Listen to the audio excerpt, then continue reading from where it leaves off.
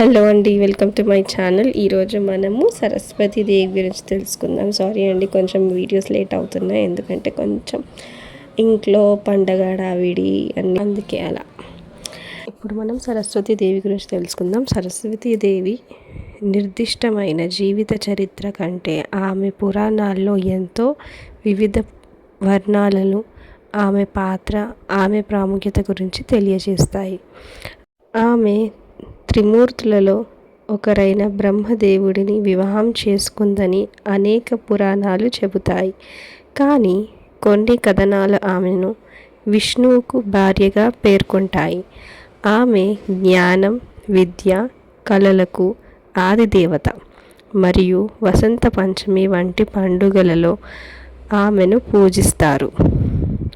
హిందూ గ్రంథాల ప్రకారం సరస్వతీదేవి జ్ఞానం, తెలివితేటలు, విద్య మరియు కళలకు అధిదేవత. సరస్వతి దేవిని చాలా పురాణాలు బ్రహ్మదేవుడికి భార్యగా పేర్కొంటాయి. ఆమె అసలు ఎవరిని వివాహం చేసుకుందో ఇప్పుడు మనం తెలుసుకుందాం. సృష్టికి సహాయం చేసిన తర్వాత ఆమె బ్రహ్మను వివాహం చేసుకుందని కొన్ని కథనాలు చెబుతాయి. కొన్ని పురాణాలలో విష్ణువుకి మొదటి సరస్వతిని వివాహం చేసుకున్నారని, తర్వాత ఆమెను బ్రహ్మకు ఇచ్చాడని పేర్కొంటాయి. మత్స్య పురాణం ప్రకారం సృష్టి కోసం సరస్వతి తన శరీరంలోని ఎడమ వైపు నుండి ఉద్భవించిందని తెలుపుతుంది. ఈమెను ఎప్పుడు పూజిస్తారంటే వసంత పంచమి. ఈ పండుగ సరస్వతీదేవికి అంకితం చేయబడింది. ఆమెను ఆరాధించడం ద్వారా జ్ఞానాన్ని ప్రసాదిస్తుందని నమ్ముతారు. ఇంకా నవరాత్రుల్లో ఉత్సవాలలో కూడా సరస్వతీదేవి ఆరాధన ప్రాముఖ్యంగా జరుగుతుంది. ఆమె మహిమ ఎలాగా అంటే జ్ఞానం మరియు బుద్ధికి మూలం సరస్వతీదేవి. ప్రతి ఒక్కరి ఆలోచనల విధానంలో ఆమె ఉంటుందని నమ్మకం. అయితే ఈసారి మనము 8వ రోజుగా సరస్వతీదేవి మనకి 2025లో వచ్చింది. అది 8వ అవతారంలో.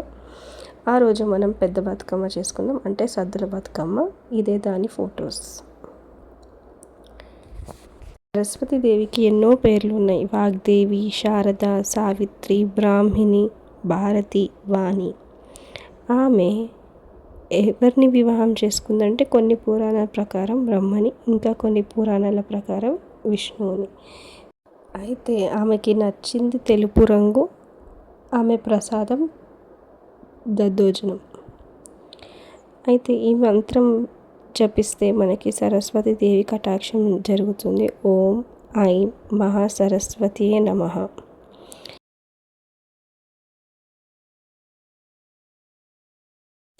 ఆమె వాహనం వచ్చేసి హంస, తెల్ల హంస లేదా నెమలి.